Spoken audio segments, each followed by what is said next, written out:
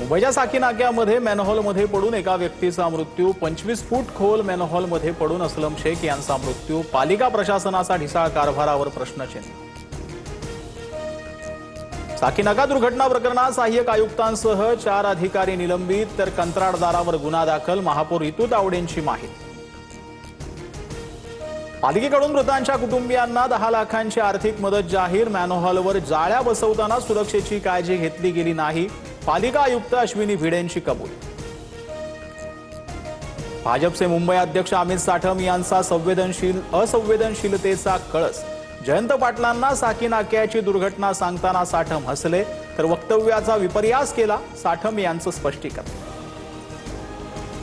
साकी नाक्याच्या दुर्घटनेला पालिका आयुक्त अश्विनी भिडे जबाबदार, उपमहापौर संजय घाडींचा पालिका आयुक्तांवर गंभीर आरोप, घाडींकडून अश्विनी भिडेंच्या राजीनाम्याची मागणी। राज्यात सध्या सुरू असलेल्या घोडे बाजारावरून मुंबई हायकोर्टाकडून कानउघडणी, हद्दपार करण्यात आलेल्या याचिकाकर्त्यांनीही पक्ष बदलावा, वॉशिंग मशीन आहेच, सरकार सर्व नागरिकांना गुलाम बनवतंय, हायकोर्टाची टिप्पणी।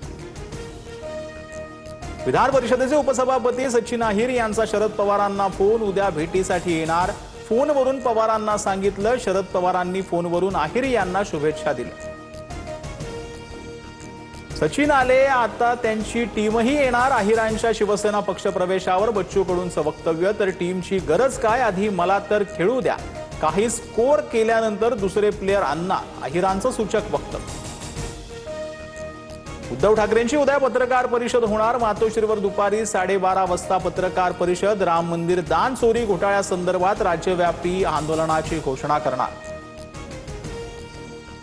काँग्रेस आमदार साजिद पठाण यांना बिश्नोई गँगकडून धमकी, विधानसभेत विरोधक आक्रमक, आमदार सुरक्षित नाहीत म्हणत पटोलेंच्या सरकारवर निशाणा, तर पटोलेंच्या टीकेवरून नितेश राणेंचाही पारा चढला।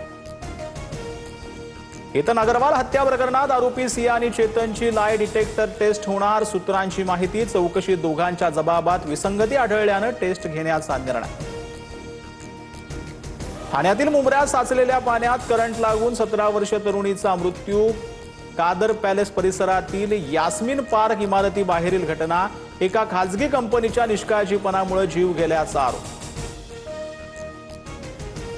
गडचिरोलीत मासेमारीसाठी गेलेल्या 4 जणांवर वीज कोसळली, एकाचा मृत्यू तर 3 जण जखमी। चामोर्शी तालुक्यातील रेगडी येथील घटना, पावसापासून बचावासाठी झाडाखाली घेतला होता आश्रय।